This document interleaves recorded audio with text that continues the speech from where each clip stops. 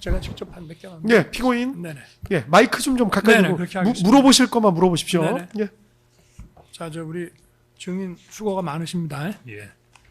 그 국정원 특활비 예산이 뭐 연간 엄청나잖아요. 수천억 되잖아요. 그죠? 저 분기별로 저 국무회의에서 이제 그 심의를 마치고 나면 대통령이 이제 도장 찍어가지고 넘겨주는 건데 이 특활비 예산을 원래 짜놓은 곳으로 배정을 안 하고 예를 들어서 방첩사에 좀 더 지원해야 되겠다라고 할 때 네. 그냥 돈 빼서 막바로 줄 수 있습니까? 그건 기조실장한테 물어봐야 될 사항인 그렇죠. 것 같습니다. 어찌 됐든 원장한테 보고해야 될 사안이죠. 그럼요. 예. 그죠? 제가 할 수 있는 네네. 범위는 아닙니다. 예. 그리고 인력이라고 하는 것도 그냥 아무 인력을 보내라는 게 아니라 국가정보원의 대공수사권이 이제 없어져 가지고 소위 이제 국가안보수사국이 국가안보조사국으로 바뀌어 놓으니까 방첩사에 지원해야 될 인력이라는 것도 뭐 그냥 국정원의 뭐 일반 직원이 아니라 방첩사에 갈 만한 이제 그야말로 숙련된 지금은 수사권이 없어졌지만 이 저 대공수사에 아주 노하우가 풍부하게 있는 그 인력을 지원해 줘야 되는 거겠죠. 그죠? 네. 그러면은 누구를 보낼 건지 뭐 그런 거를 결정을 하고 또 원장과 인사를 담당하는 기조실장하고 또 저 국정원 내부의 여러 가지 사정도 다 고려하고 방첩사도 이제 인원을 늘려가는 중인데 문재인 정부 때 반으로 줄었던 수사 요원이 그러면 협의를 해가지고 가는데 그것도 꽤 시간이 좀 걸리겠죠. 그렇겠죠. 그죠? 그러니까 뭐 대통령이 인력과 자금을 지원해 주라고 한다고 즉시 또는 뭐 다음 날 뭐 이렇게 갈 수 있는 건 아니잖아요. 그죠? 일단 하시죠. 그런데 그렇게 잘 아시면서 왜 저한테 그렇게 지시하셨습니까? 네. 아니 그러니까 지금 예. 질문 그날 그렇게 잘 아시는데 왜 저에게 아니, 그렇게 그건- 지시하셨습니까? 증인, 증인. 예. 제가 왜 이걸 물어보냐면 예. 내 말과 지금 우리 홍장원 증인하고 마이크 좀 가까이 대고 말씀해 주십시오. 예. 증인하고 말한 거와 증인이 받아들이고 이해한 취지가 다른데 공통 분모가 대공수사권, 인력, 자금 요 단어가 공통 분모이기 때문에 요 단어가 자관 언급된 거는 증인의 말이나 본인의 그 말이나 그 단어가 언급된 거는 공통이다 이 말이에요. 그래서 내가 그거 가지고 지금 얘기를 하는데 자 내가 한 가지만 더 물어보겠습니다. 제가 그 방첩 정보 주라는 얘기는 못 들었습니까? 예, 못 들었습니다. 근데 원래 어디에 뭘 지원한다. 국정원이 이제 수사권은 과거에 있을 때나 또는 수사권이 경찰에 완전히 이관됐더라도 국정원은 어쨌든 정보를 기존의 정보도 있을 것이고 앞으로도 이제 정보 수집 전문 기관으로 돼서 계속 방첩 정보를 수집을 할 텐데 어쨌든 이거를 뭐 경찰이든 어디 자관에 수사할 수 있는 데다가 줘야 될 거 아닙니까? 이걸 소위 말하는 배포를 해야 될 거 아닙니까?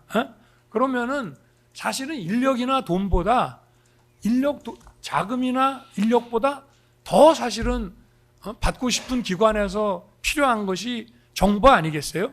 그래서 제가 정보를 좀 줘라.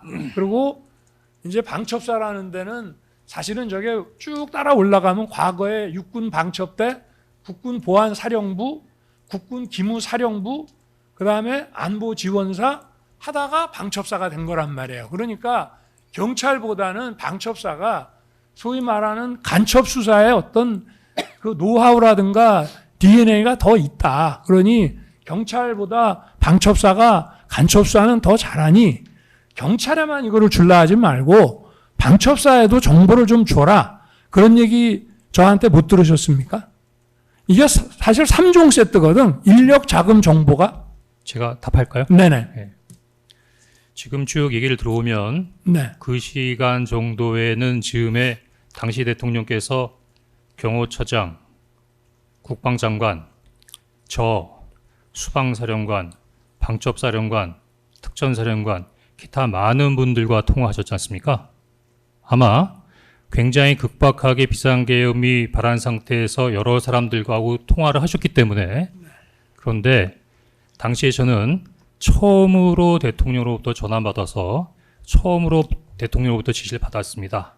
아마 그때 그렇게 여러 지휘관들하고 여러 통화를 하신 당시 대통령님보다는 당시 대통령으로부터 한 통화의 전화를 받았던 제 기억력이 부족하지만 좀 더 정확하지 않을까요? 아니 이제 지휘관들하고 통화한 거는 증인하고 통화하고 나서 시간이 한참 지나서고요. 예. 또 마이크 좀 가까이 네네. 좀 대고 말씀해 이제 주십시오. 아까 11시 30분 때 그 현장에 나가 있는 부대의 사령관들하고 통화를 했지만 사실은 또 1시간쯤 아직 도착을 안 해서 이제 1시간쯤 뒤에 또 통화를 한다고요. 그러니까 대통령실의 그 CCTV를 보면 나오지만 내가 증인하고 22시 53분에 1분 24초 통화하기 바로 직전에 국정원장이 대통령실에서 나갑니다. 그러니까 국정원장하고 뭐 안보실장 이런 사람들이 국무회의 배석을 위해서 들어왔다가 내가 22시 한 20몇 분에서 27분, 30분 그 사이에 이제 계엄 선포 대국민 담화를 하고 올라와서 국무위원들하고 좀 얘기하다가 그 사람들 보내고 국정원장하고 얘기를 하다가 국정원장마저 보내고 나서 우리 문 밖으로 나가고 바로 22시 53분에 증인한테 전화를 하는 거예요. 그러면은 국정원장이 우리 방에 있다가 막 나갔잖아요. 그러니까 제가 이거는 뭐 증인 얘기는 서로 이해하는 게 다르다고 하니까 그냥 제가 묻는 거예요. 우리가 국정원에 한 30년 근무한 그런 입장에서 제가 만약에 원래 대통령이 국정원 차장한테 전화 안 하는데 전화를 하면 그 전화 자체가 격려성 아닙니까? 그죠? 어느 정도 당신에 대해서 내가 호의를 가지고 있다는 격려성 전화 아니겠습니까? 그런데 이게 통상의 국정원이 방첩의 컨트롤 타워로서 다른 기관을 도와주라는 얘기가 아니라 이거 자체가 어떤 하나의 계엄 관련 임무 지시라고 한다면은 증인하고 통화하기 직전에 국정원장이 내 방에 있다가 나갔단 말이에요. 그러면 원장한테 내가 그 얘기를 하지 않았겠을까요? 어떻게 생각? 아니 한번 이거는 팩트에 대한 건 아니지만 원장이 바로 직전에 나갔기 때문에 제가 아무리 이제 저가 하더라도 계엄 관련 어떤 임무라고 하면은 국정원장한테 주지 않았겠어요? 국정원의 어떤 조직이라든가 이런 모든 걸 감안했을 때. 그러면 저한테 전화하시기 전에 만났던 국정원장에게 네네. 저하고 똑같은 임무 지시를 하신 겁니까? 자, 질문하십시오. 예.